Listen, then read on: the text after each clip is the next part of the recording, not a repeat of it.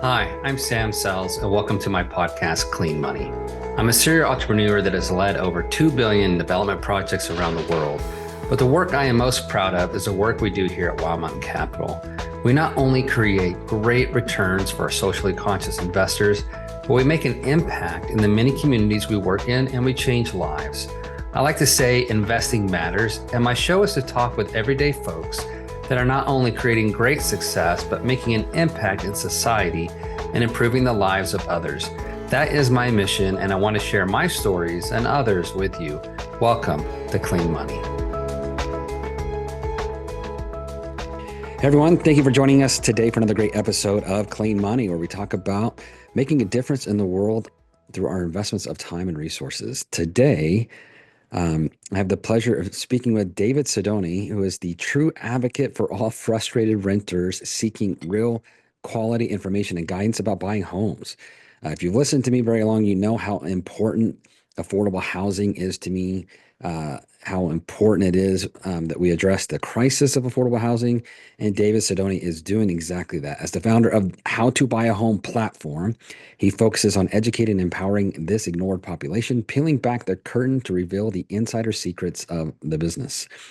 He's an industry disruptor, taking on big real estate by focusing on the consumer's actual needs. And now, with over 1.7 million downloads, the How to Buy a Home podcast is the #1 first-time home buyer educational podcast on the planet Earth. David, thank you so much for joining the show. Absolutely. I love your mission, and it's exciting to be a part of it. Yeah, thank you very much. So we're in a crisis level for affordable housing. There's a lot there. So I won't steal your thunder. Tell me what it is that you guys are really doing right now, and how do you see the world? Yeah. Well, the idea came after a dozen years in real estate from my wife, who said that, I was most happy when I was helping the first-time home buyers. And if you're in the business of real estate, you understand that is the most joyful, the most impactful. The difficulty is scaling that to make the return of investment for your time, your effort, and your financial obligations actually worth. Because when you're selling homes, that's where the big money is. That's what everyone wants to do. Meanwhile, we're having an affordability crisis. It ramped up a lot during the election when there was a lot of talk about it. But since 2019, I've been preaching to anybody that will put me in their ear holes, what I like to say on the podcast all the time, that the foundational wealth of most Americans, most North Americans actually, is going to be creating a rent replacement strategy, understanding that you're going to pay rent for a long time. It's your largest monthly output. And if you look at the large math, do the formulas in your own algorithm, it's the best way to stabilize yourself for the future. That's fantastic. Like you were saying before, what's the average age now? 38 years old. 38, the highest it's ever been since they've been recording it since 1981. The last decade, the average age has been around 31 or 32. Last year, it jumped to 36. And 2024, it's at 38 years old. That's a lot of rent. That's a lot of rent. So why? Why are we here? The for when I started the whole How to Buy a Home, it started as a podcast. Now it's a YouTube and a platform. I became the ultra real estate nerd. So studying the history, looking at the ebbs and flows, the usual ebb and flow of the market for the past 100 years has been 4 or 5 years up, 4 or 5 years correcting. In this generation, if you take a generation as 30 years, we've seen unprecedented highs and lows. We had the 2008 crash, and we went down 2008, 9, 10, 11, and 12. And then the run up has actually been since 2012. So the reason we're seeing unaffordability is because the run up happened around 18 or 19. We've been going up since 2012. There should have been a correction, and then there was government interference, and they started playing with the Fed interest rate that was affecting the Treasury, which affected mortgage rates. And then, of course, we hit the pandemic. What people don't realize, if you're not a super nerd like me who researches this all the time, We went down for 6 weeks in real estate, and everyone put on a hazmat suit and it came right back. All of this stems from the fact that during the crash of 2008, 9, 10, 11, and 12 were the only times that the new builders have not built a million homes. They built like 500,000, sometimes 400,000 one year. So we ran into an inventory problem that still happens today. So Yeah. economics 101, you have supply and demand, and there's not enough supply. And we should have hit a correction near the end of the teens. Instead, we got a global pandemic, and then we had another government intervention to save us from what should have been as big a catastrophe as 2008. That created an artificial market. And then in 2021 and 22, we saw a continuing huge appreciation. Now we're stuck with all that appreciation, 11, 12 years of it, and tack on the fact that now we've got interest rates at 7%, and bang, here we sit in unaffordable housing land. Yeah, it's pretty incredible. When your housing payment more than doubles pretty much overnight, the run up in 2022 with the Feds just artificially pushing those rates. They took way too long to push the rates up. They got their finger stuck in it. They lowered rates too far down. They take too long to get Fed, the rates going back up. There wasn't enough attention from the administration on the issue. They should have stopped this in its tracks a long time ago. Um, and we all saw, I mean, everyone saw the train coming, but then with them artificially pushing it up 500%, from 0 to 5 in Yeah. a year was insanity. And that caused instability in the market. Like you said, I'm in commercial real estate, and there's a lot of distress out there that people just simply aren't talking about.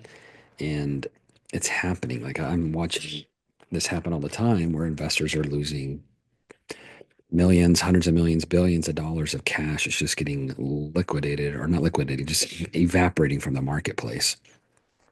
Well, again, I'm the super nerd who follows all this stuff, and I'm not doing commercial. I'm working on the residential side. I've been reading for the last 3 years about the commercial crash that was going to be as bad as 2008. And I think that the pandemic ended up, slowing that. But I'm very curious to see, where people like you who are so involved with the commercial market, if where you're looking as far as opportunities that could be coming. Because in 2011 and 12, I was screaming from the mountaintops in my area of Southern California, buy a condo next to the college where your kid's going to school. It's going to go up. But there was so much fear that nobody did. So I'm just curious how things work on the commercial end with your side. If you anticipate the same kind of fear with everybody trying to talk about what are you going to do with strip malls, and let's convert all the offices into single family or condo housing. My goodness. I was talking to my realtor in San Francisco, and their condo market is just going to pot right now. It's an interesting world. I think my expectation is that 2025 we will hit rock bottom. I just set up a post on LinkedIn to go out tomorrow. And my mantra for 2025 is buy in 25. I've seen some other mantras like die in 25 because saying that everyone's going to die. I'm like, look, folks, like that's the fear talking, because we've been in the commercial market. We've been in this extend and pretend mode where you bought a place that was worth $100,000, let's just say, or $100 million, whatever, Yeah. $100 million, and then it just lost 30% of its value the past 2 years. Well, as it so happens, you probably got a 2-year note because those were the most popular thing to do, and they were very cheap, and it was a quick close. It's how you bought properties because sellers wouldn't wait 3 months for you to close. They wanted you to close in 45 days, which is insanely fast for the commercial Wow. market, right? And Yeah, so if that's crazy.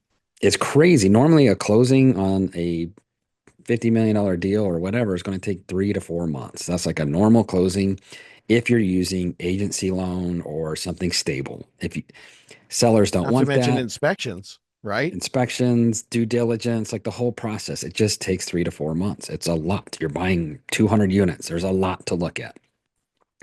Um, but that whole perfect storm has created where we are at today. So my mantra is buy in 25 because I'm seeing stuff for 50% of its value.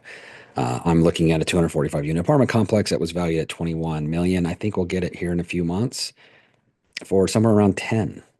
Jeez. And so you talk about opportunity. People are freaked out. The market still isn't at the bottom yet, but why wait for 3 more months to get it at the bottom when you know you can already get this asset for its bottom, right? And Because that's where I sit in this this moral conundrum, because in talking to commercial investors, my I know I'm a small fish in a big pond trying to create a revolution so that people buy single family housing to stabilize themselves. I realize it's an uphill battle. So the Mhm. opposite of or the other side of that uphill battle is, if you own a bunch of doors, you're going to do great, because there's a lot of people that are just not going to buy. They said like 72% of renters put their buying plans on hold in October of 2023 when residential interest rates went to 8%. Yeah. And so if you own doors, and it's not like any of them jumped on the bandwagon in the summer of 2024, we had the lowest number of first time home buyers ever, down to 24% of an already small, only 4 million residential units. So, and then they all waited for the election, and now they're all sitting in that round right now. So, unless interest rates drop to 5 in March, April, May, which they're not going to, there's going to be tenants for your doors. And so it's The, as much as yeah. I hope that your listeners have a bunch of people that fill their doors, my goal is to find as many people that actually support themselves through home ownership. But either way, it's going to be a year that anyone who invests when people are afraid, they're going to succeed in the long run. Absolutely. So for commercial, we're seeing the same market volume as we saw in 2010, and it's on the approach of hitting 2009, meaning there's not very many Yeah. transactions. I saw at least four, maybe five assets go into auction and not have a single person bid on it. Apartment Oh, complexes go to auction, not a single buyer. The lender was forced to take it. And then I helped friends of mine. I'm like, hey, if you're in the market, I can help you get this deal. One of those was valued at 3.6 or 3.7, and he picked it up for 1.1. So that same thing is happening in the residential market right now. yes. And the thing is if you want to buy, it may be listed at, let's say it's $1 million home, all right? It may be listed at $1 million, or maybe it's listed at $400,000. Go in there and offer them 300, 320. If they were fortunate enough to buy it before the crazy run up, then they've got the equity and they can sell it. Because I'm visiting St. George, Utah right now. There's over 2,200 homes on the market here, which is insane, which Yeah. means, back to your point, supply and demand. When supply is really high and demand is really low, that's the time to buy. The problem is, like you're saying, residential, you're at 7% interest rates, but those interest rates are going to come down. And when they come down, the prices are going to go up. So refinance in 2 years when the prices come down, um, but buy now and get that price locked in. Commercial, I just closed a $15 million loan at 5.15%. Wow.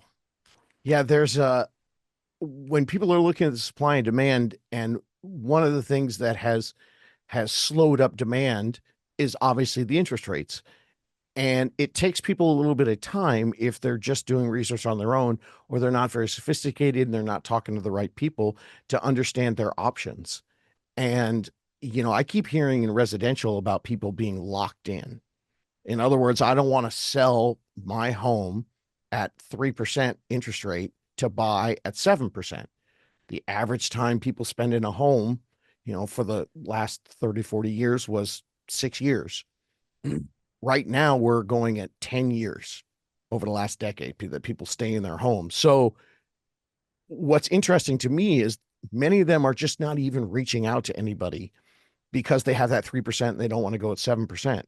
And there was a survey that just came out the other day from Zillow that said that 45% of home buyers in 2024 purchased with an interest rate under 5%. And it's a simple mortgage interest rate buy down. And these people who are sitting in their homes at 3% and not selling, you've got so much equity. We're at $14 trillion worth of equity in the United States. And the average homeowner has $300,000 worth of equity. That's the average on a $400,000 home. If you're sitting on a $700,000 home and you've been in it for 10 years, it's monopoly money. So what's the difference between putting 55% down on a new house? Or what if you put 50% down on a new house and you took 20, 30 grand and you bought your interest rate down to 4.5%, where you're comfortable? And I think that as now it happens in real estate all the time, it's like 6 to 8 months that people get used to things. I think we're going to see the window of opportunity where we have high supply areas like you're talking about. It'll be gone by spring and summer. And hopefully the sellers understand that they have options to buy down their interest rate, and they'll bring more supply to keep up. But if they don't, we're going to be in a situation where the prices are going to go up. And, if what everyone's hoping for happens and interest rates drop, there are so many buyers that are going to jump into the market that I don't think prices are going to go down if that happens. I agree. I think you're spot on.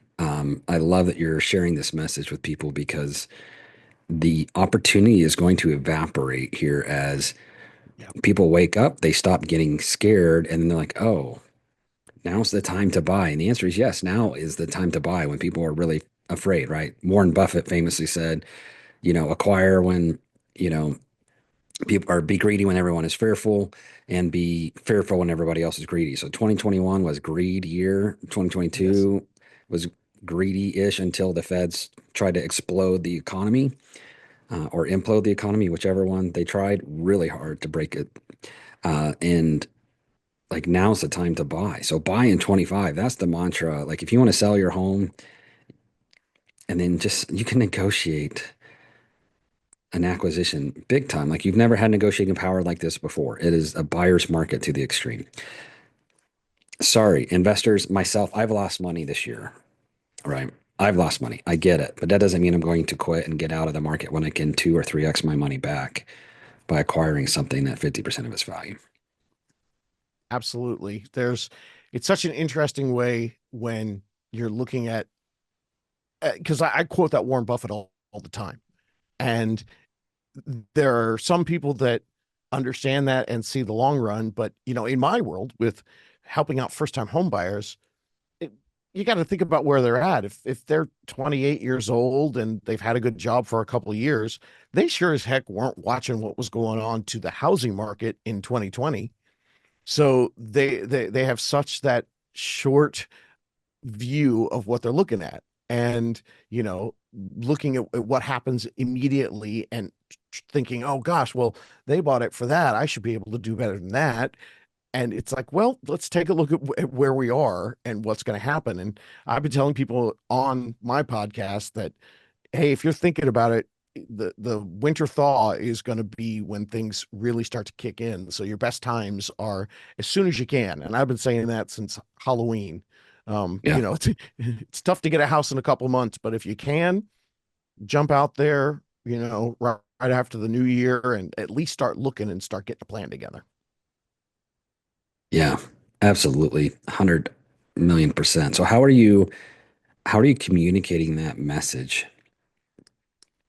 Oh, digging deep into my inner nerd and getting the information to people that aren't necessarily in a situation where they're looking at detailed information. They're a click world.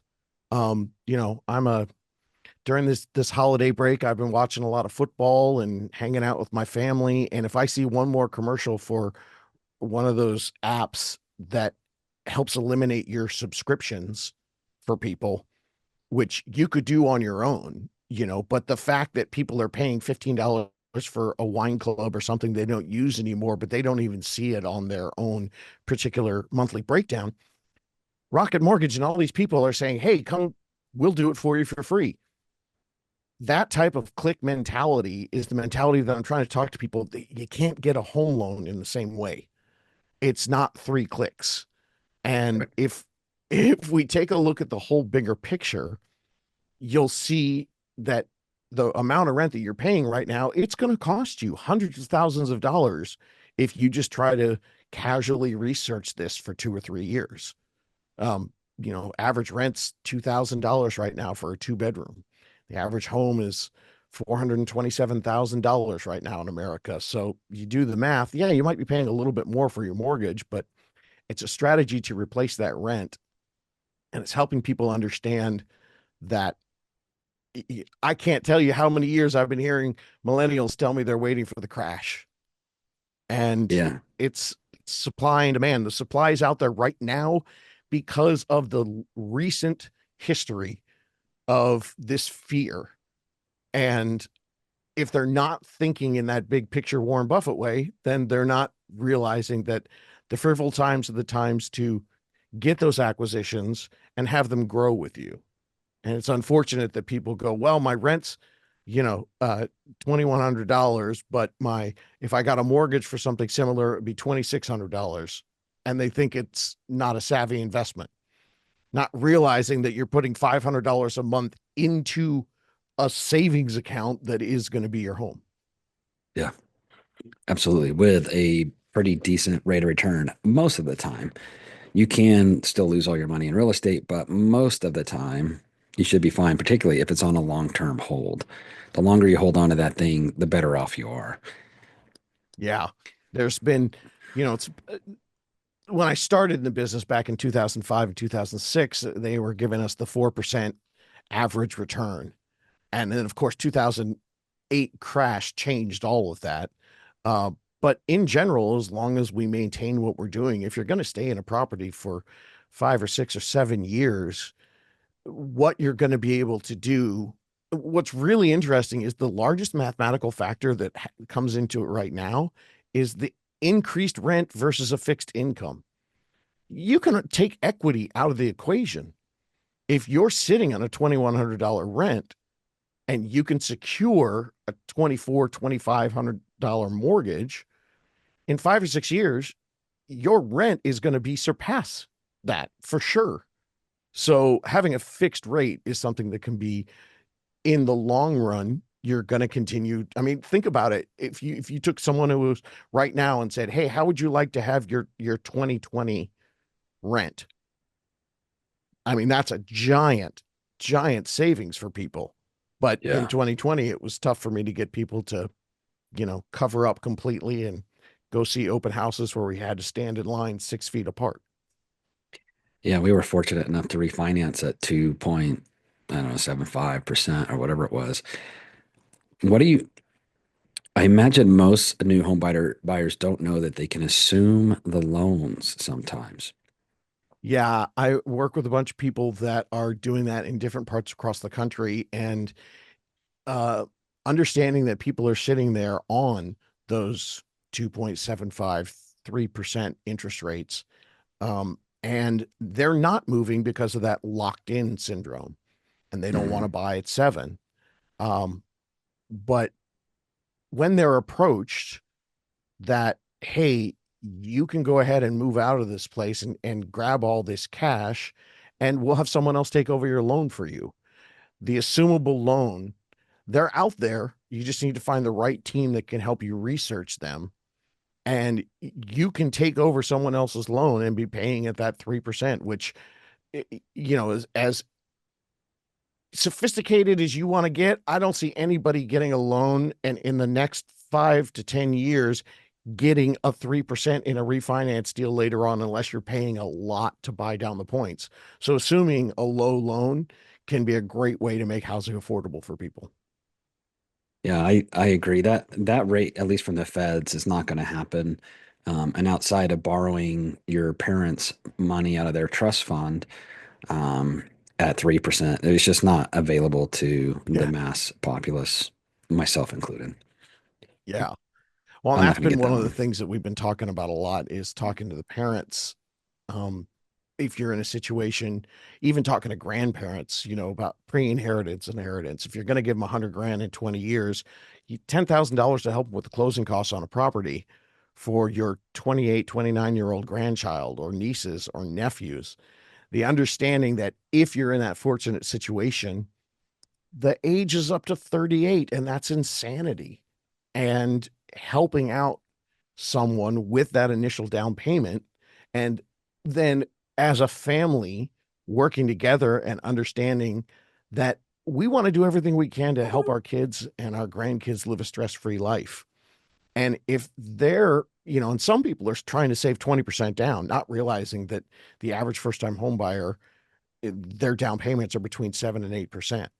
And that's only reason it's that high is because of the people who got a full 20% from their family, an inheritance or something else.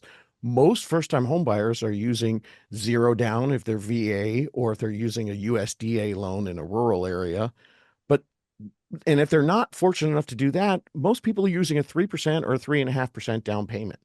And if parents want to help their kids really get ahead, and if grandparents want to come visit the grandkids in a backyard instead of a 2-bedroom apartment, Mhm. if you've got a family member that is doing all right and they're 30 years old, they're being told over and over again, not to mention the election cycle where they said housing affordability 10 million times.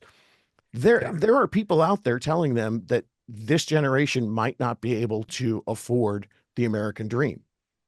And it can be as little as a five or $10,000 help from the family to help them cover the closing costs, get to that 3% down. And then you create stability for yourself so that if they're doing that at 30, well, now maybe when they're 35 or 40, they can be thinking about doing the bigger investments and following your advice. So tell me, like one of the big problems that we have with affordable housing is just the sheer cost to develop. Uh, I'm seeing duplexes that have to have sprinkler systems in them, and sprinkler systems are super expensive, super Yeah. expensive. So you want to add $100,000 of cost to your home, add a sprinkler system. It has to be inspected so often and so forth. So, like all of these regulations, all of these things that are happening, what do you see? Um, what do you see for the future of just the sheer cost to develop? Recently, I've been comparing it to the home insurance industry. I'm in California, and we're not as bad as Florida's home insurance crisis. But we had a home insurance crisis in 2024. A lot of the big boys left. Mhm. A lot of people stopped insuring homes. So that was just a mathematical tipping point where the cost of what the insurance company needed to do and cover couldn't be maintained at the current insurance rates. Very similar to the cost of building versus the home affordability for the house. So eventually we got to that tipping point and things needed to change. Um, Now we're starting to see, like I just saw the other day, State Farm's going to be coming back to California in 2025. With building a home, there are regulations. California is the worst. We're the most overregulated state in the country. The housing regulations, which was talked about in the election by both parties, Mhm. but more so by Trump. So, what's going to be interesting in 2025 is to see if we get some federal deregulation on what is mandatory for building a home. Are the builders going to then take those potential profits they have and just go ahead and put it in the purchase price, or are they going to pass them on to the consumer to make their homes more attractive? If they do that, there's potential for bidding wars, and they could bid it up right to where they wanted to be in the first place. But ending those regulations, and whether it's, giving federal land like Trump has talked about, but most importantly, just helping the builders keep up with what's gone on with, first of all, their basic supply costs, but then second of all, just deregulating things so that they can build shelter for people who really want it. Absolutely. Do you think modular homes is you think that's going to work, or you think those are gimmicks? It's been an interesting journey following and watching and seeing what's going on. I remember back in 2008 or 9, seeing some social media where they were in other countries and they were building really just basic shelter for like $10,000 with a 3D printer. Yeah. And so that concept, I feel like if it was going to take off, we would have heard about it already because I've been hearing about it for 10 years.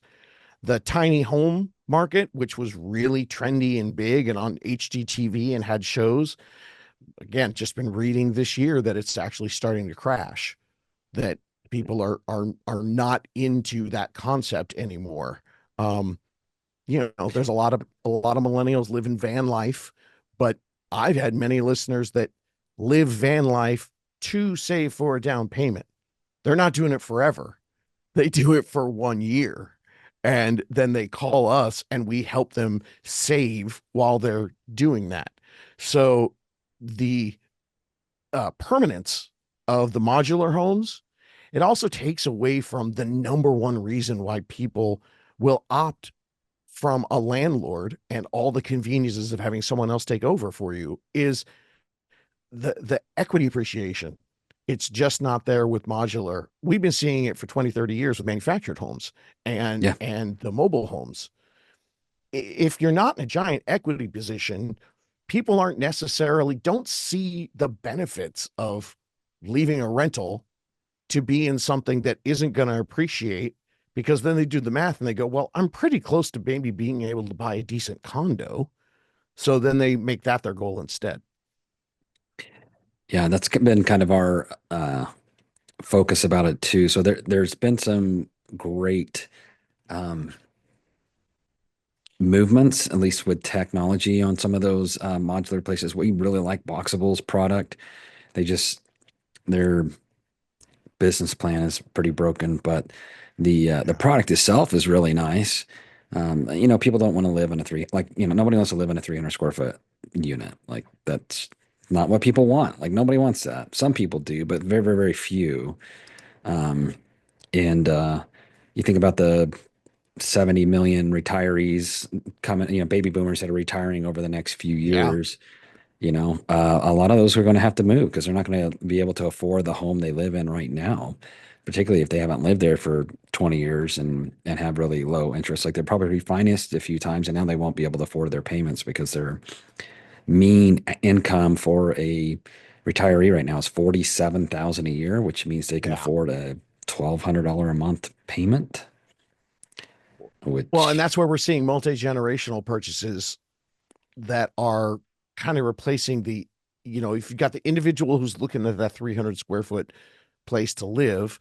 Well, now as the baby boomers are leaving and the supply is starting to open up, and with the massive emergence of ADUs and people, there's not, and people think an ADU is turning a garage into a livable space or building something in a backyard.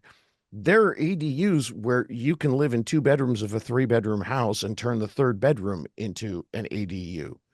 And so there are multi-generation families that are purchasing that with a separate entrance for the back for one of the people.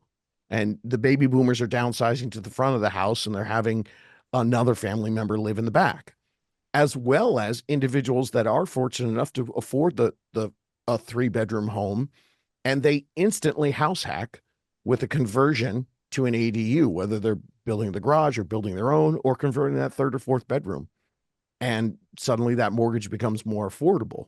So I think that between ADUs and people starting to look at the landscape and be more, you would think that logically when you say affordable housing, people are going to be looking at tiny homes and modular homes. And I think people are expanding their mindset right now and asking more questions to see, well, what is my path to actually be able to do it, as opposed to doing something that they might feel like is a compromise. yeah, well said. David, I've really enjoyed our conversation. And I look at where we are at now, looking at acquiring a home with multi-generational place where we can put grandma and make sure Yes. grandma has like her own entrance and exit so we don't have to accidentally run into her, I say Yeah. that jokingly, but like, but that's the future for a lot of us who are finally gotten to a position where we can afford a bigger place, and then that's just what's going to have to happen. I'm on a mission now to create affordable housing for over 1 million people. That's our goal. We're doing that through um, look, mobile home communities is just part of reality, but they can be so much better than what they have been in the past. So we're doing mobile home communities, really Oh, with that's modular great. homes. We're looking at all these different modular builders like Boxable if they can get their crap together, and other builders that like, hey, build something that people want, and then we'll buy them, a lot of them. And of course, ground up apartment communities, because at the end of the day, right now, those are the most affordable things out there. They just don't have to be luxury, they can be more affordable. So we're keeping those affordable with grants and other things that make it, livable wages and livable rents. And it doesn't need to be a dump. It doesn't need to be full of crime. It needs to be a great launching pad for them to save their money when they're ready to move into their own single family home. I think all those opportunities from an investment standpoint, again, my viewpoint is coming from someone purchasing a home that they want to own and then sell. But from the investor standpoint, affordable housing, the word housing is, a lot of people will tie that to owning the property, but affordable shelter through modular and mobile homes. I think there's a gigantic market there for investors to have some place that can be the affordable alternative to what's going to go on with, because we haven't seen rents move. And Mm-mm. it's part of the reason why I talk to people. I'm like, hey, find something cheap right now. Sacrifice right now. Give up your apartment complex with the concierge and the car wash, Yeah. and find something cheap. And if you're one of the person who owns multiple of those cheap opportunities for people, I think there's going to be a lot of people that are going to make that sacrifice for a little while, not just a lifestyle decision. And if it's economics 101, you be a cheap, decent alternative to what other people are trying to do, and you're going to end up doing great. Yeah, we like to call it clean, safe, and affordable. Oh, I love Um, it. yeah. And cheap can mean a lot of different things. We've seen so many slumlords like, oh, it's cheap. I'm like, yeah, but the sewage is running in the street and there's crime and people's houses are getting broken into. Like, that's not good. You know, Yes. we can do better than that as, we can be better humans than that. I do have a question for you, David. In the background, and if you're listening to this, you can't see it, but in the background you have a can of Spam. Can you tell me the story of that? Oh, absolutely. I'm 54 years old, and I have been dealing with millennials and Gen Zs for quite some time. And when it comes to realtors, their number one pet peeve is spam. When they go on Zillow, when they go on realtor.com, when they go onto online lenders, Mm. one of the mottos of the podcast is friends don't let friends use online lenders, because the minute you put in your information, again, them thinking that they can get an answer like that app that I see the commercials for all the time, well, just let me punch in 4 or 5 things, and then you'll take care of it. The minute you do that, that Zillow, Saturday Night Live had a commercial, um, one of their fake commercials a little while ago about people putting their watching Zillow during the pandemic. It was actually like they were making it kind of sexual, and like people were watching Zillow. They called it Zillow porn. And Yeah. but then one person made the mistake of putting their name in, and they just kept getting hammered with spam phone calls. So that's my little homage to no spam for people, please. Yeah. Greatly appreciated. I get so many phone calls every day. It's just you sign up for one of those things, your life is over. Oh, you're done. You're done. That's why the podcast has been um, such a wonderful way to help me reach people, because I'm not going to do it. If you listen to my podcast, I don't know where you are. I'm not calling you. So, I get people that spend hours walking the dog and doing the dishes, listening to How to Buy a Home, and then they'll call me like 6 months later. And I actually had one guy. I went to a real estate conference in Nashville, and I had one of my realtor people that works with How to Buy a Home, and they helped this guy buy a house. So I was going there for a conference. The realtor was coming, and she's like, "Well, can I bring him? He really wants to meet you." And when I started talking to him, he's like, "Oh, this is weird." He goes, "Sorry, I'm used to you like really high pitched because I listen to your podcast 2 times speed." Because he had listened to like 50 episodes because he got all this information without getting spam and was so grateful. But he thought I talked like a chipmunk and I talk like this. So it was pretty funny. That's fantastic. Oh man, that's me. I listen to everything on 1.25, 1.5. I can't take the chipmunk noise, so I don't listen on. I'm not that high, but Yeah, yeah, I'm with you. one and a I'm a half is usually quarter pretty and a good. half. Yeah. Well, David, this has been a lot of fun, very, very enlightening, and I appreciate the impact you're having in people's lives, trying to help them understand how they can acquire their own single family home, their first one, another one. There's so many different tricks of the trade. People like myself understand them, but we've been in it, and yourself, we've been in this industry for a long Yeah. time, but they don't understand all those loan assumptions and, owner carries and second positions. And like, there's so many ways to make it happen, house hacking, so forth. Um, Thank you for being a light in this crazy, dark world, where you share like truth of how you can actually accomplish knowledge of things as they really are, which is truth. And you're sharing that. That's fantastic. Thank you for doing Absolutely. I'm step one and you're step two. So I appreciate what you're doing as well. That's fantastic work, sir. Oh, thank you. Yeah, I teach people how to either invest in that way or how to become their own investor from zero, right? I started with, full active duty military, went from 30K in the bank to 30 million in a few years and kept going from there. So it was fantastic. It's a different world. The opportunities right now are endless. And one of the things I preach to people is I wait till they're about 3 months into their new home and then I call them back and go, "It's incredible. You did this, right?" And a lot of them are first generation ever. No one in their family had ever purchased a home before. And then I go, "Cool. We're setting up something up with your lender right now. We're going to talk about two paths. In 5 years, you're going to sell this home, or in 5 years, you're going to keep this home." And they're like, "I just did this. This is hard." And then I tell them, "Yeah, you just did it. So now you know how to do it. So let's Yeah. start a new budget today." And Yeah. by introducing them to that and the things that you're introducing people to, I think a lot of people just stop and don't realize that you have the potential to go from 30K to 30 million. It's just you need the right education along the way. You need the right education. And the problem is we don't have access, right? That's why people need to listen to your podcast. They don't, if you go to school, high school, college, and nobody teaches you how to buy a house, like it's not in the curriculum. Yeah, Like, why it's not?